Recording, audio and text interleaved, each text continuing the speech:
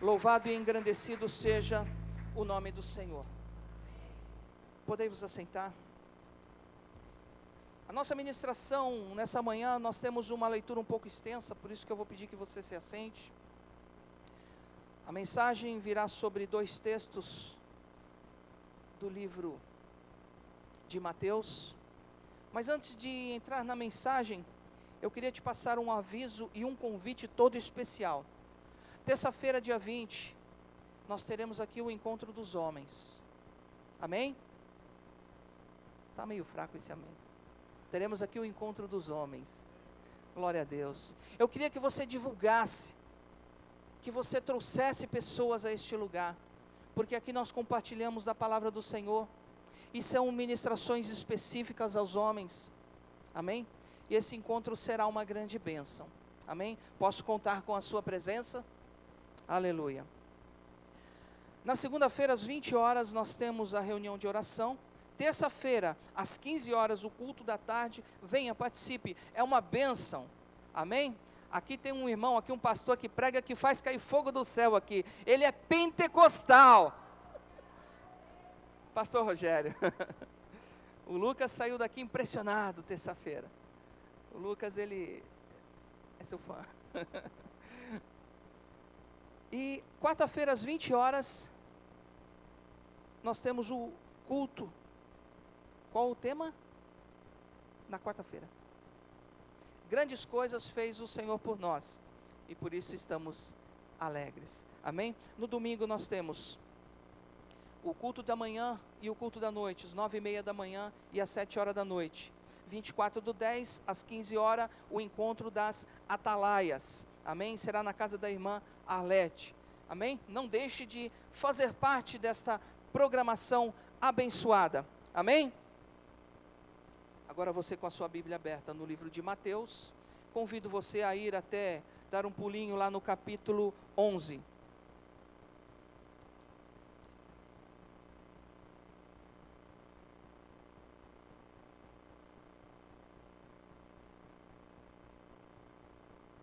A leitura é um pouco extensa, eu vou pedir que você fique sentado mesmo.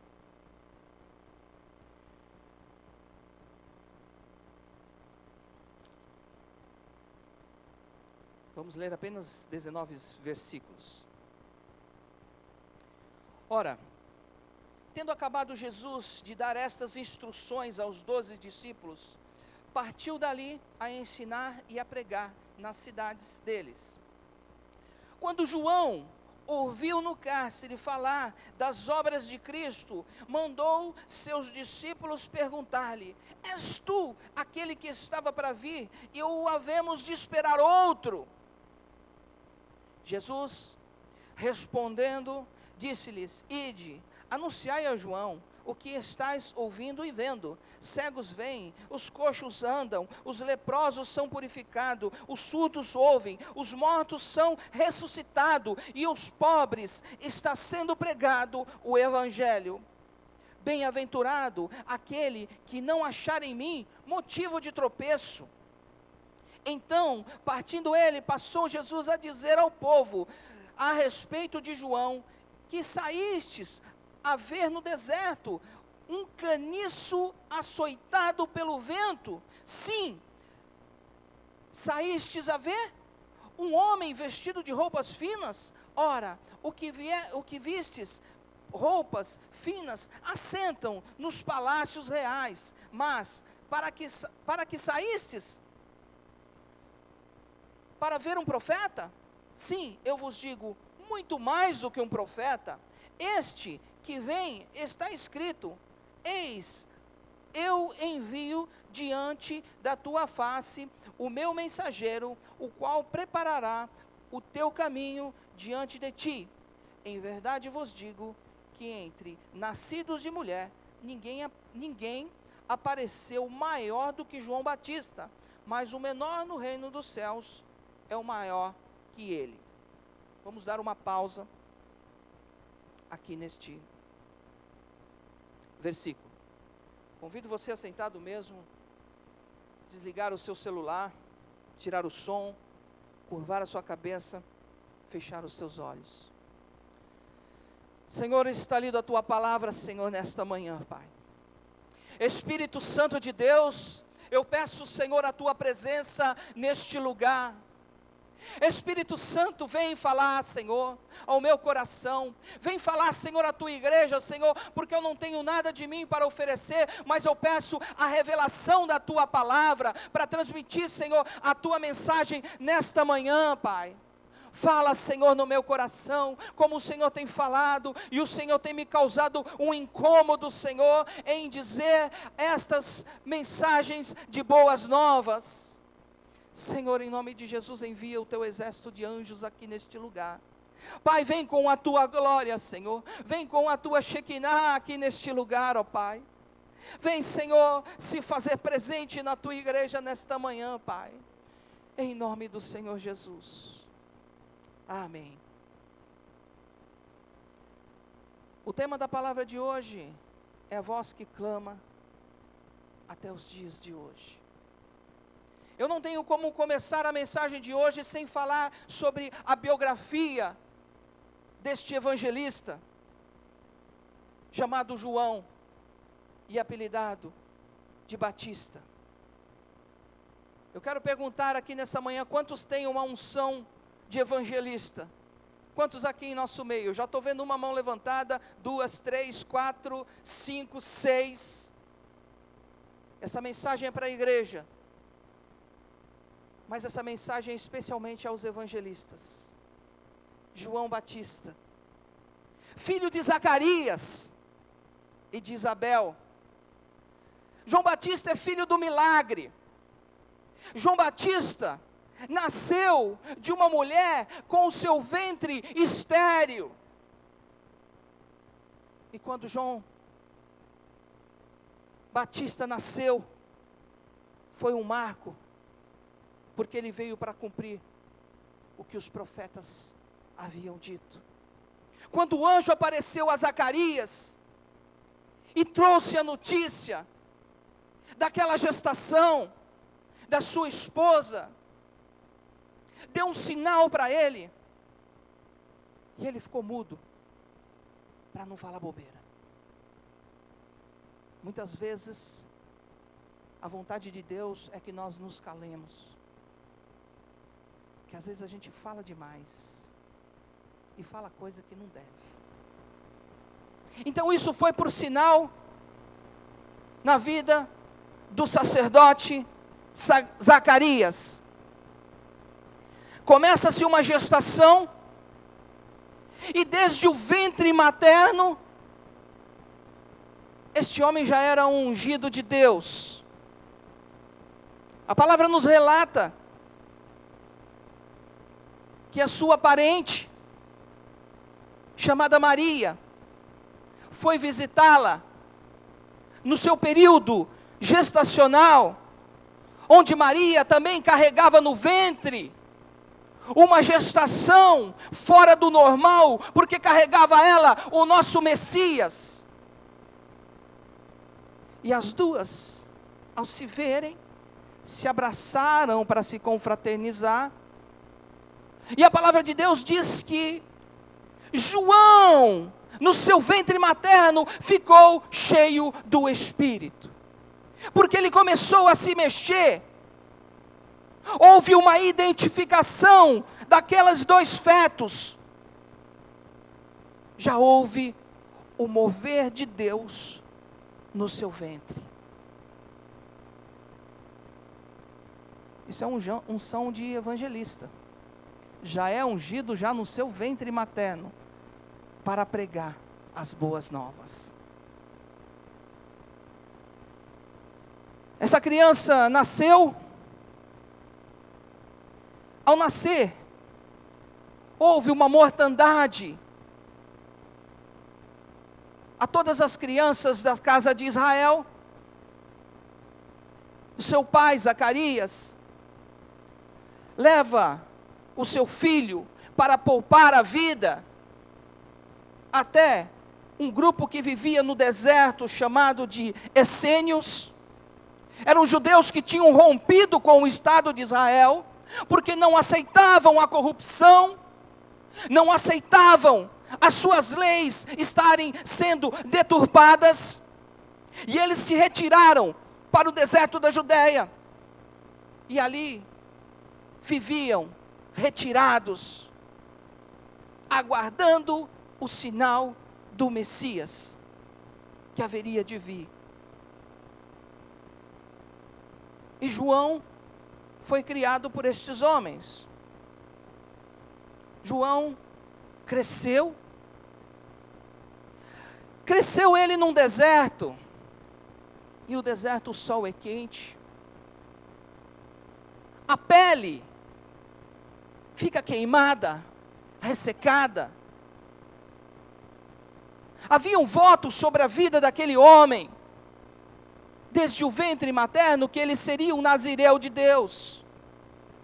E o nazireu não passava nenhuma navalha sobre o seu rosto, e nem sobre a sua cabeça. Então eu fico imaginando aquele homem ali no deserto, aquela pele ressecada, cabelos compridos, queimados do sol. Não tinha tecnologia, creme, óleo e nem chapinha. E a palavra de Deus diz que ele usava roupas feitas com pelo de camelo. E também ele usava uma vestimenta por baixo, de couro, com um cinto amarrado pela cintura. A sua figura era totalmente diferente dos padrões de Israel. Mas eu quero te lembrar nesta manhã que a sua raiz era sacerdotal. Ele tinha uma aliança com o Senhor. E crescia naquele deserto. Quem gosta de deserto aí, levanta a mão. Eu não vi nenhuma mão levantada, se bem que a luz atrapalha aqui. Ninguém gosta de deserto, gente. Deserto é bom. Aquele deserto era rochoso. Não havia árvores para escondê-los da sombra. O tipo de alimento era diferente. A palavra de Deus diz que ele se alimentava com mel silvestre. E há uma outra polêmica, que ele alimentava-se de gafanhotos. Há duas correntes teológicas, e eu quero te explicar aqui nessa manhã, que não é sabido ao certo. Porque haviam dois tipos de gafanhoto. Um que era praga da lavoura, e o outro era um gafanhoto comestível, rico em proteínas. E existia uma planta que era comum no deserto, que era a única coisa que nascia lá, apelidada também de gafanhoto, que era um vegetal. Por isso eu acredito que seja essa planta. E que ele se alimentava somente desses dois produtos. Alimentando somente de dois produtos, você passa a não adquirir esta barriguinha. Você passa a não ter sobrepeso. Caminhando pelo deserto, sem ônibus e sem carro, com certeza, o pouco de gordura que ele conseguia consumir, através desses vegetais, era queimado. E aquilo que sobrava, o sol ainda acabava de torrar. Então eu creio que ele era muito magro. Mas muito magro. Com uma barba muito comprida. Porque estima-se que ele viveu até a sua maioridade. A maioridade do judeu era 30 anos. Então ele viveu 3 décadas naquele deserto. Corpinho sarado. Figura totalmente diferente de Israel. E o seu conhecimento nas leis era profundo. Esse homem atinge a sua maioridade. E eu acredito que ele também não aceitava algumas coisas da lei, porque aquele que lê a palavra, aquele que tem o conhecimento, o Senhor revela. E ele sai para o segundo ponto. Antes de entrar na pregação, eu tenho que falar sobre o chamado evangelístico de João Batista. Muito bonito o chamado evangelístico. Ele saiu totalmente diferente dos padrões do povo judeu, em sua aparência, em seu linguajar, e aparece pregando no deserto e circulando as cidades. Quando o judeu falava sobre a circuncisão, ele dizia uma coisa totalmente diferente. Arrependei-vos, porque é chegado o reino de Deus. Quem pode dar glória a Deus? Eu quero só abrir um parênteses, que João Batista foi enviado de Deus para ser o precursor do Messias. E eu quero te dizer, cuidado com falsos ensinamentos e falsas doutrinas. Porque o que aconteceu aqui tem um contexto no livro dos profetas. Existe contexto. Ele não saiu pregando aleatoriamente. Se você ler o livro de Isaías, você vai ver que as suas pregações eram no contexto profético. Seria ele o precursor do Messias. Só que as suas pregações não vinham de encontro ao Estado igreja. Porque nas suas pregações, no seu chamado, que está lá no capítulo 3 de Mateus, ele pregava fora do contexto de hermenêutica, de homilética. Ele pregava para os religiosos: raça de víboras, vem cá suas cobras, vocês precisam se arrepender do seu pecado. Era esta a pregação de João Batista. E essa pregação conseguia atrair a multidão. Algumas estimativas dizem que ele batizava muitas pessoas por dia. A gente não tem um número certo registrado, mas diz que alguns estudiosos dizem que ele tinha cerca de 200 auxiliares para esse processo do batismo nas águas. Dá para imaginar quanta gente ele não batizava? A pregação dele era muito simples: se arrepende do seu pecado, vem aqui que eu vou te batizar. Você vai descer as águas e vai levantar uma nova criatura. Diferente. Porque ele não pregava somente para os judeus. Ele pregava para os gentios, para todas as pessoas que queriam ouvir. E ele não tocava no ponto da circuncisão. Por isso ele ia em desencontro ao Estado, religião judaica, raça de víboras. Ele já começava o sermão dele puxando o tapete, falando: meu amigo, fica no seu lugar aí, porque aqui agora você vai me escutar. Fica quietinho. E ele começava a apontar o pecado daquela pessoa. Quando ele acabava de falar, a pessoa já queria ser batizada. Pensou trazer um profeta desse aqui, evangelista? Vai ser bênção, né? Vai ser muita bênção. Porque ele dizia aberto em público. Ele não te levava para a salinha pastoral. Falava no meio de todo mundo. Então, o pessoal tinha medo dele. O pessoal tinha medo. Deixa eu logo me converter, me batizar, antes que esse cara fala tudo. Porque vai ficar chato. Eu sou uma pessoa popular e todo mundo me conhece.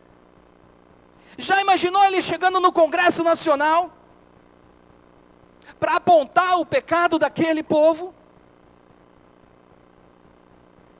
Imagina, fica imaginando comigo.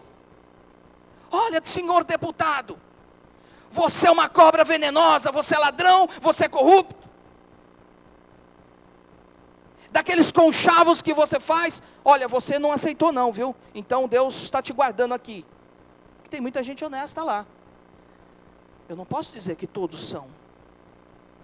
Tem muita gente honesta.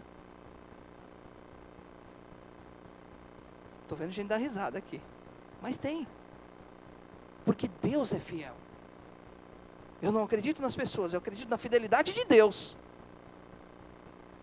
Imagina que rebuliço que ele não provocaria lá. Fica imaginando comigo. Ele chegar lá na Praça da Sé. Alguém já viu os pregadores da Praça da Sé? Faz muito tempo que eu não passo ali, eu não sei nem se ainda estão ali, né? Mas são pregadores ousados. Alguns falam umas coisas também que só Jesus, fora do contexto. Mas ainda há pregadores de arrependimento.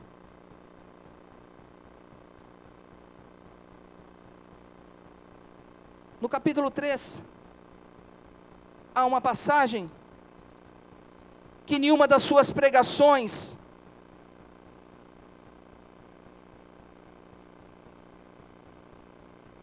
capítulo 3 de Mateus, no verso 13, fala sobre o batismo de Jesus. Por esse tempo dirigiu-se Jesus da Galiléia para o Jordão, a fim de que João o batizasse. Quanta informação tem nesses dois capítulos? Jesus, o Messias, se submete ao batismo de João. E quando ele, porém, dissuadia, dizendo: eu é que preciso ser batizado por ti, João.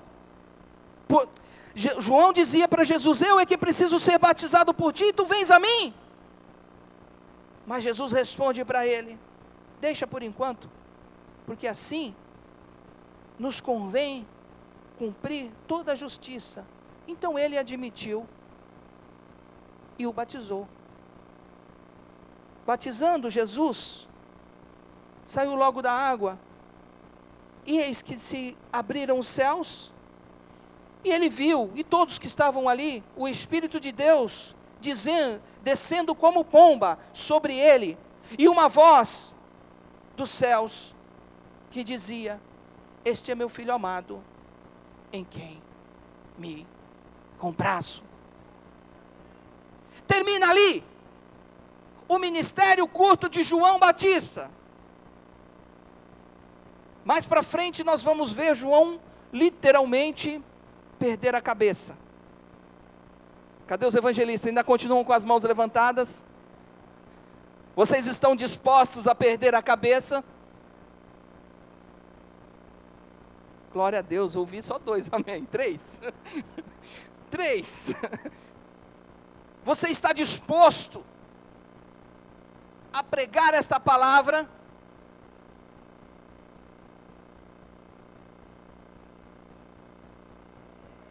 Amém, glória a Deus. Mas Deus não tem um plano para você perder a sua cabeça, pelo menos por enquanto. E João cumpriu o seu chamado evangelístico, pregando ao povo arrependimento. Arrependimento.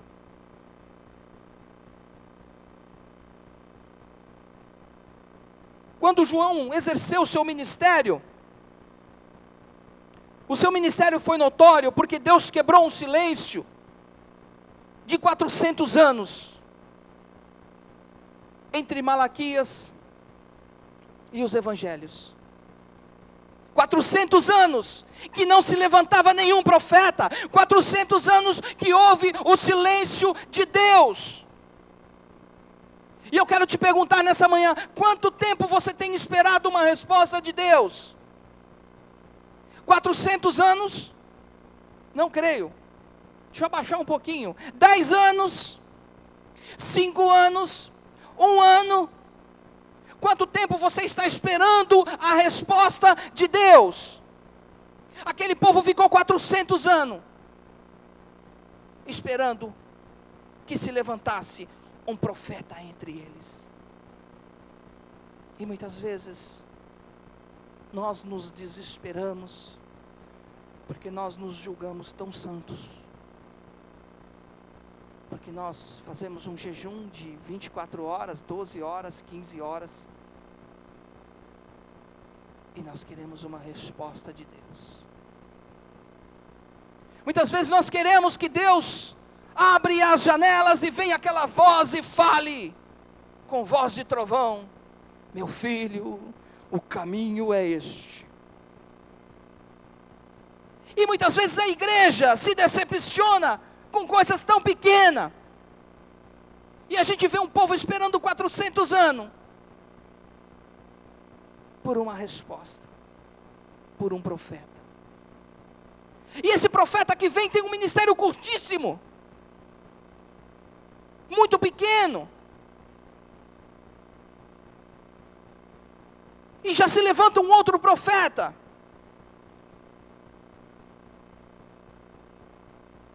só que esse outro profeta realmente é o Messias.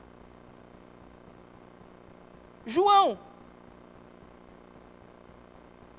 chega diante do rei, diante do governador, porque já se havia cumprido o seu ministério, se bem que o evangelista não sabia que já tinha se acabado o seu ministério, mas os seus dias já estavam contados, porque Deus tinha um plano melhor para ele. E ele chega diante do governador e diz para o governador, diante de todo o povo: olha, estou desapontado com Vossa Excelência. Esperávamos ter um governador que governasse segundo as leis, segundo a Torá de Deus, e você é um ladrão, um corrupto, um déspota, disfarçado de pessoa generosa, só que você dorme com a tua cunhada. Falou no meio de todo mundo. E a palavra de Deus nos relata que a autoridade de Deus era sobre a vida dele, porque até os guardas tinham medo de colocar as mãos em João. E por isso, por apontar o pecado, por pregar o arrependimento, o levou à morte. Antes de levá-lo à morte, depois que ele fez aquele estardalhaço em Jerusalém, porque ele estava dizendo a verdade, ele foi preso, pressionado por Herodias, cunhada do governador. Eu acho que aquela mulher ficava cutucando: você não vai prender esse cara não? Você viu que ele está falando de você? Você prende esse cara, mata esse cara. João, o grande evangelista, o precursor do Messias, se encontra encarcerado. E agora nós vamos entrar na vida de João e vamos começar a pregação. 30 dias preso, 30 dias sendo humilhado, 30 dias sendo açoitado, até que um determinado momento, capítulo 11, o verso 3, gera uma dúvida na cabeça daquele ungido de Deus. Todos os seus seguidores, todas aquelas pessoas que João Batista batizou lá no Rio Jordão, abandonaram ele. Que é assim, meu irmão, no momento de luta não fica ninguém, fica um. Dá para contar nos dedos aqueles que ficam. Quando você está lá em cima, está cheio de pessoas te circulando, porque buscam os seus próprios interesses. Mas quando você vai para a lona, não fica um, só fica Jesus. Só Jesus fica do teu lado na luta. Mas A palavra do Senhor diz no capítulo 11, que 2 dos seus discípulos foram visitar na cadeia. E naquele momento a cabeça de João devia estar pensando 1.000.000 de coisas, como a sua, como a minha, muitas vezes fica pensando a respeito disso. Ora, eu sirvo a Deus tantos anos, sou dizimista fiel, e por que estou desempregado? Sou fiel para com o Senhor, em cumprir todos os seus mandamentos, e abro a geladeira e só tem água, e agora luxo se você encontrar água, porque até as torneiras estão secas. Senhor, eu fui fiel para a pregação do seu evangelho por 40 anos,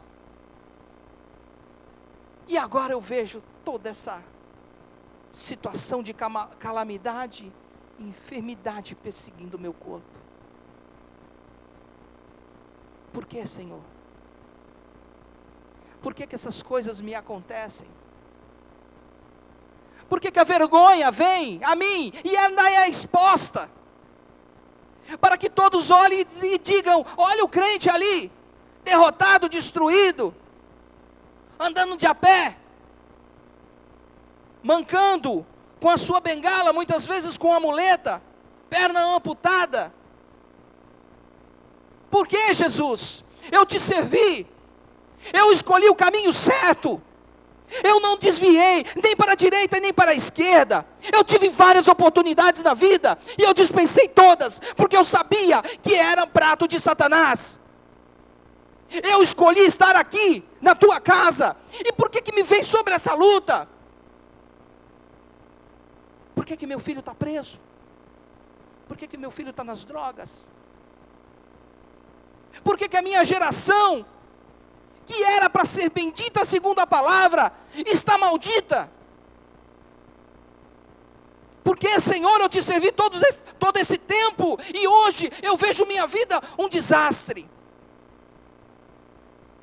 Quem aqui nunca fez essa pergunta para o Senhor? Levanta a mão. Eu não posso levantar porque eu já fiz. Quantas lutas, Senhor,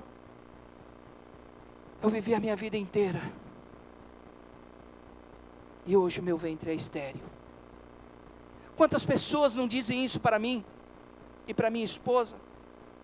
Quantas pessoas nos vêm procurar com situações, meu irmão, de calamidades, que cortam o meu coração? Quantas pessoas nós temos que confortar e consolar, segundo esta palavra? E muitas vezes não tem nem o que dizer, muitas vezes é só chorar, porque a minha vontade não foi feita, e sim a vontade de Deus. Quantas pessoas chegam a esse ponto? Jesus diz que homem nascido de mulher, Jesus estava excluindo o seu nascimento, geração do Espírito Santo, diz que não houve homem igual a ele, grande, no cárcere, abandonado, sabia que ia morrer. Quantos evangelistas não estão padecendo deste mesmo mal, aguardando o livramento do Senhor? Passa dia, mês, ano, e o livramento não vem. Nós vivemos numa terra privilegiada, de glória a Deus, porque aqui não nos falta o alimento, não nos falta a água, não nos falta liberdade para cultuar. Quantos evangelistas estão pregando este evangelho nos confins da terra e sendo mortos, entregando a sua vida, perdendo a sua cabeça pela causa de Jesus Cristo? nesse cárcere. Creio eu que João já estava com a cabeça dele a mil. Devia estar pensando assim: tudo isso que eu passei a minha vida inteira, aquele deserto, o sol, me excluir de todos os alimentos, o que me valeu, Senhor? O que me adiantou? Eu estou aqui agora no cárcere, esperando uma mulher endemoniada, fazendo a cabeça de um fraco, de um corrupto para me matar. E ele chama aqueles discípulos e fala assim: vai lá. Eu ouvi dizer pela guarda aqui, porque onde Jesus passava, os sinais era com ele. Vai lá, faz um favor para mim, pergunta para ele se ele é o Messias, ou eu tenho que esperar outro. Quantas vezes você já não pensou em abandonar Jesus Cristo? Quantas vezes você já pensou em largar tudo e achar que tudo isso foi um grande engano? Quantas vezes Satanás não falou no seu ouvido: larga tudo, você está perdendo tempo? Está vendo? Quantas oportunidades você teve e não aceitou? Eu quero te dizer que o mesmo deserto que Jesus passou 40 dias e 40 noites, João Batista foi criado nele. Deserto da Judeia. Quem passa pelo deserto resiste às tentações. Posso ouvir um glória a Deus nessa manhã? Somente aquele que passa pelo deserto pode vencer as tentações, porque aquele que passa, o Senhor é com ele. Nós não vencemos as nossas tentações na nossa carne, no nosso intelecto. Nós vencemos porque eu tudo posso naquele que me fortalece, Jesus Cristo, o Filho de Deus. É por ele que eu passo, é por ele que eu atravesso. E ele diz: vai lá e pergunta para ele. Pergunta. Porque eu vou morrer mesmo? Já estou imaginando, tá, meu irmão? Estou conjecturando toda a situação aqui, mas não está na palavra o que eu vou dizer. Eu só estou viajando dentro da palavra. Será que tudo isso foi besteira? Foi da minha cabeça? Ou será que eu fui chamado? Aqueles discípulos dele foram até Jesus e perguntaram isso para Jesus. E a resposta de Jesus: disse-lhes: ide, anunciai a João o que estás ouvindo e vendo. Vai lá, anuncia para João que eu sou o Messias, porque os cegos passam a enxergar, os coxos e paralíticos voltam a andar, os leprosos são purificados, mortos são ressurretos, e está sendo pregado esse evangelho da paz. Eu quero te dizer nessa manhã que todos esses sinais estão acontecendo hoje na igreja de Jesus. Eu tenho visto, de um lado, a situação está apertando, os dias estão se encerrando. Quem pode dizer: ora, Maranata, vem Senhor Jesus nesta manhã? Porque, meu irmão, não adianta você ficar construindo o mundo aqui. Eu sei que nós temos que ser responsáveis, como chefes e pais de família. Nós temos que trazer o alimento, a provisão para a nossa casa. Nós temos que fazer planos, sim, até que Ele venha. Mas nós devemos esperar ansiosamente o dia do nosso arrebatamento. E eles vão e anunciam para João Batista. Momentos depois, ele é decapitado. Jesus já sabia. E depois que aqueles discípulos saíram para levar esta notícia até João, Jesus começa a falar da vida desse homem, do que estava escrito na lei dos profetas, na sua necessidade de preparar este caminho para que Jesus viesse pregar este evangelho e constituir os seus discípulos, para que nós estivéssemos aqui hoje. Foi necessário que essas coisas acontecessem. Aí Jesus continua dizendo que não houve nascido de mulher maior do que João. Continua dizendo sobre o evangelho e começa a falar: olha, ele vocês não aceitaram, vocês dizem que eu como demais. O que vocês querem? Que mais sinais vocês querem? E eu pergunto para você dessa manhã, qual é o outro sinal que você quer? Ao ver os milagres acontecendo nos dias de hoje, pela graça e pela misericórdia, qual outro sinal que você quer nesta manhã? O que mais precisa acontecer? Jesus está presente em todos os cultos.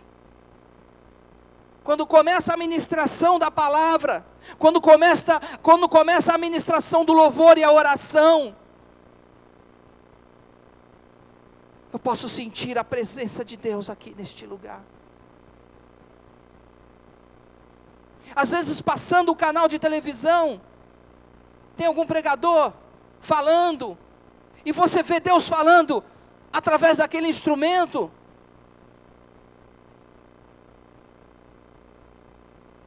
Deus tem se manifestado, e o evangelho tem sido pregado, através de evangelistas, de homens que renunciaram à sua própria vida, para lhe pregar este evangelho das boas novas, o evangelho da graça. Eu costumo dizer: aproveita da graça, porque ela é de graça. Porque quando não houver mais graça, a coisa vai ficar difícil.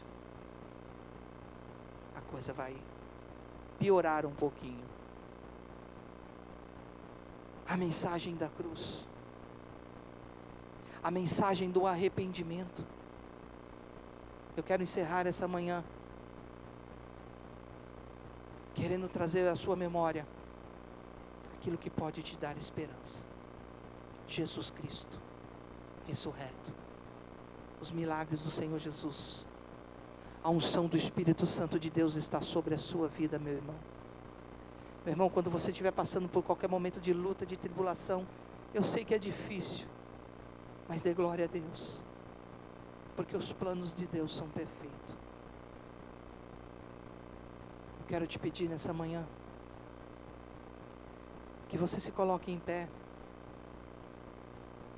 Eu quero que você entre, chamar o Ministério de Louvor, ministério abençoado, que tem nos dado tanto suporte.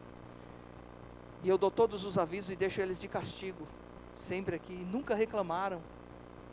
São um povo abençoado. Vai estar ministrando um louvor. Eu quero que você pense, traga a sua memória, na sua trajetória dos seus últimos 5, 10, 15, 20 anos.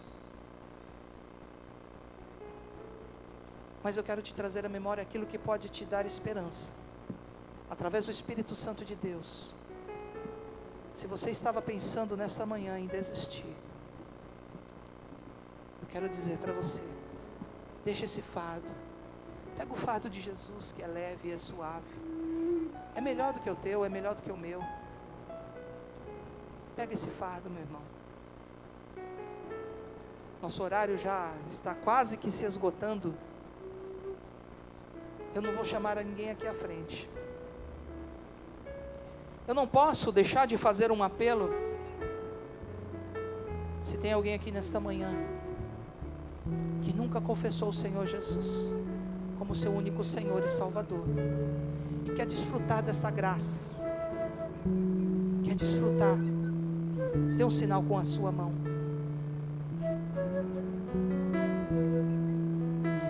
Se tem alguém aqui nesta manhã que quer se reconciliar com o Senhor, levante a sua mão. Não vou chamar ninguém aqui à frente, porque nós temos apenas 3 minutos. Mas eu quero que você faça essa oração comigo, depois desse louvor. Meu irmão, só para encerrar, João Batista não desistiu. João Batista foi até as últimas consequências. E ele pôde receber a notícia através daqueles discípulos. Realmente o seu caminho era correto. E eu quero te dizer que o Senhor que te trouxe aqui nesta manhã, o Espírito Santo manda te dizer nesta manhã: valeu a pena você estar aqui. Valeu a pena você não ter desistido. Valeu a pena você estar aqui em pé. Não foi loucura da sua cabeça. Não foi em vão. Porque o que Deus tem preparado para você, meu irmão, é algo muito melhor e muito maior. É a glória de Deus.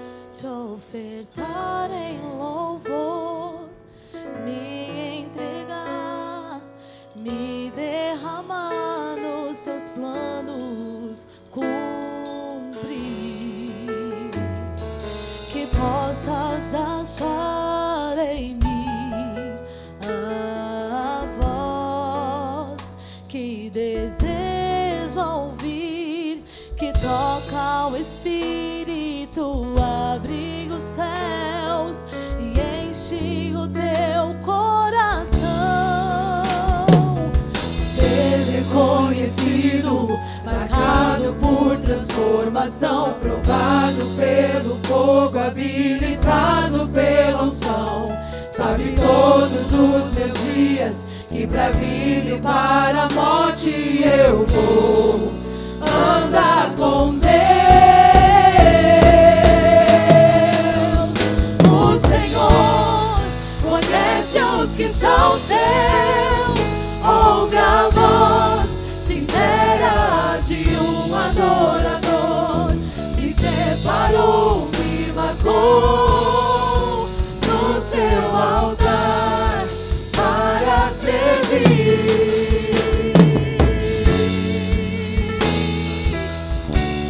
Separa-te do Senhor. Diga a Ele: quero me apresentar a Ti, ó Deus, te ofertar em louvor, me entregar, me derramar os Seus planos, cumprir. Que possas achar em mim, a voz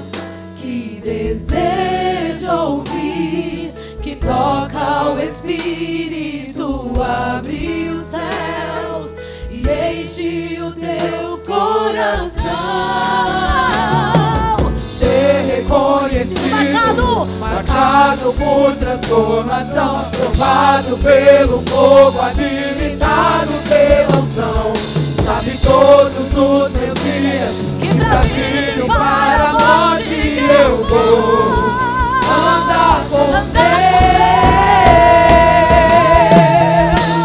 O Senhor conhece os que são seus, ouve a voz sincera de um adorador. Me separou, me marcou no seu altar para servir. O Senhor conhece os que são seus, ouve a voz sincera de um adorador. Me separou, me marcou no seu altar para servir. O Senhor conhece os que são seus, ouve a voz sincera de um adorador. Me separou, me marcou no seu altar para servir. O Senhor conhece os que são seus, ouve a voz sincera de um adorador. Me separou, me marcou no seu altar para servir, para servir, para servir, para servir. Separaste nossas vidas em teu altar para servir, para servir.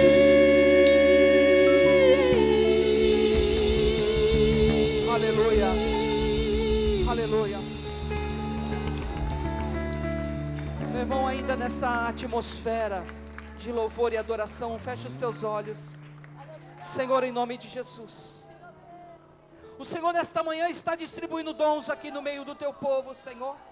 Evangelistas e profetas, mestres, pastores. Oh Deus, em nome de Jesus, Senhor, nós continuamos pregando, Senhor, as tuas boas novas, Senhor, no teu evangelho, Senhor, porque o Senhor é o mesmo ontem, hoje, e o Senhor será eternamente. O Senhor não chega atrasado, Senhor. O Senhor ouve o nosso clamor. O Senhor não chega atrasado, o Senhor chega na hora certa.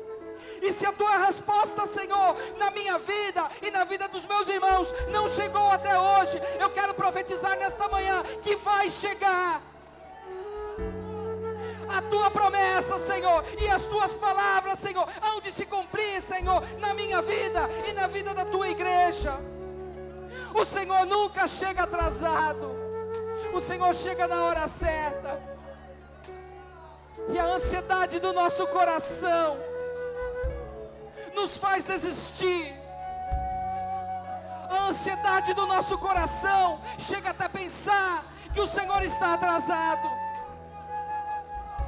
Espírito Santo de Deus, ministra, Senhor, em cada coração angustiado, a tua paz, o teu bálsamo. Vem, Senhor, com a tua unção de alegria sobre as nossas vidas, sobre a vida da tua igreja. Que nós possamos, Senhor, nesta manhã sair daqui fortalecido pelo teu Espírito, esperando o grande dia chegar, esperando as tuas promessas, porque o Senhor é fiel. O Senhor é fiel para se fazer cumprir. Porque eu não morrerei até que se cumpra as tuas promessas sobre a minha vida. Eu não morrerei, antes eu viverei para ver os teus milagres e tudo aquilo que o Senhor prometeu. Em nome de Jesus. Em nome de Jesus.